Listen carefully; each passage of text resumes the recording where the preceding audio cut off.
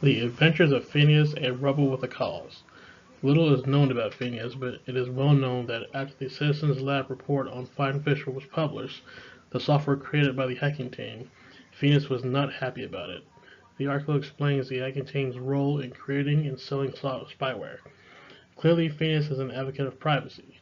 Fun fact, Phineas got his start in hacking when his mother signed him up to learn Visual Basic scripting at his church. Who is Hacking Team? They are a company based in Milan that sells intrusion and surveillance software, or what we affectionately call spyware, to governments and law enforcement. Who is Gamma Group? They are almost identical to Hacking Team, except they are based out of the UK. They also sell spyware to governments and law enforcement. Most hackers, attackers, and malicious actors have tools, techniques, and procedures, or TTPs, they use, and Phineas is no different. For both organizations, his TTPs were similar. Using OSINT or open source intelligence, they would most likely have used Google or Shodan to find the website and servers the groups were using. Shodan is a database that continually scans the internet for information about servers, network devices, and anything connected to the internet. Once the attack was narrowed down to these IP addresses, it's time to perform some port, fingerprinting, and configuration scans. The resulting information could display ports that are open, don't require authentication, possibly what services are on the ports, and if there are any misconfigurations in web servers that allow an attacker a way into the network. The information is extremely helpful if an attacker is trying to breach the perimeter. Though the TTPs are the same against both organizations, Phineas was able to get into each network using a different method. Using a tool called SQL Map, Phineas was able to enter the perimeter of Gamma Group. SQL Map is an open source penetration testing tool that automates the process of detecting and exploiting SQL injection flaws and taking over database servers. Using SQL injection, Phineas was able to gain the credentials of an administrative account.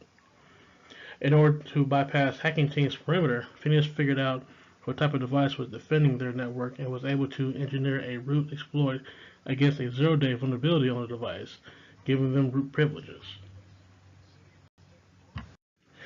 Once inside both networks, Phineas returned to their TTPs. They perform scans with Nmap, a tool that finds devices on the network and sometimes can tell what operating systems the device is running, whether it be Linux, Windows, or other operating systems. Nmap does return IP address information for everything that it finds. Any open ports, the services running on the ports, and also vulnerability scans were ran as well to find any weaknesses in systems in order to gain access to other devices in order to pivot within the network. For Gamma Group, there wasn't much to find. There was a Debian-based Linux server that was actually up to date on its software and patches. Phineas ran a couple of Linux privileged escalation scripts that took advantage of older versions of the software. These did not work, so after a bit they settled on finding a folder that held important documents and decided to take those and leave. However, the hacking team's network was a playground for Phineas. After running the usual scans, there were many items found that were of interest, including an email server, SQL database that did not require any authentication to access, and a backup server. The backup server was the first target. After trying numerous commands, a backup was successfully mounted and able to be examined. Once mounted, a few more tools were used in order to pull the credentials out, and with great success, a domain admin account was now compromised. With the domain admin, they had keys to the kingdom and could do anything and almost go anywhere. Let's see what Gamma Group did right and wrong according to NIST and CIS frameworks. Once Phineas was inside, they ran tools like Nmap and Nikto. Nikto looks for misconfiguration in web servers. Both are very noisy on the network and would create a lot of traffic if the attacker isn't careful. CIS and NIST both state to either use an intrusion detection system or IDS to monitor network traffic. This traffic would have been out of the ordinary for the network, and an IDS would have picked this up. Gamma's Linux server that was found was up to date on its patches, so Phineas couldn't use those privileged escalation scripts to access the server. That's great, but unfortunately there was a network folder found housing important documentation. Both NIST and CIS recommend segmenting the network based on the sensitivity of information. Also, depending on how much documentation was moved, the IDS would have picked this up as well. How does hacking team compare? Once inside, the TTPs didn't change, so there were scans ran here as well, and they found a backup server and mounted a node backup. Again, SIS suggests segmentation, as I am sure these backups held important information. If properly segmented, Phineas would not have been able to pivot to this device. Additionally, NIST wants data to be protected while at rest. It's unclear whether Phineas logged into the server or found a network share where the data resides. In either case, if the backups were encrypted, Phineas would not have been able to access the information. If two-factor authentication would have been in place, then this would have stopped the attack too.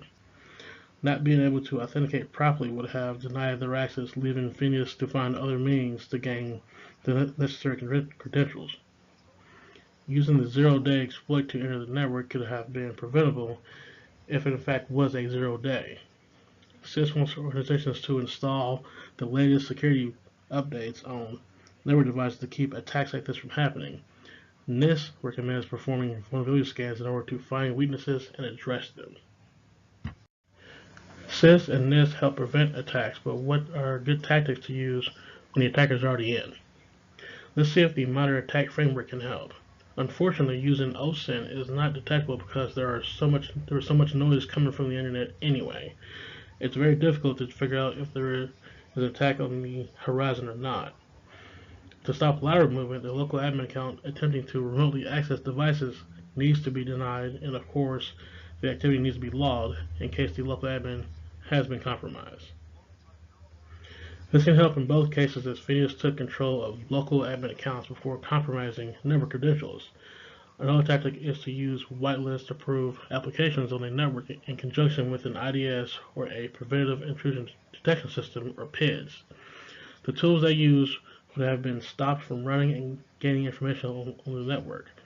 This information is vital as the attacker can figure out the layout of the network and formulate a plan of attack. The more information the attacker has, the more in danger the network is.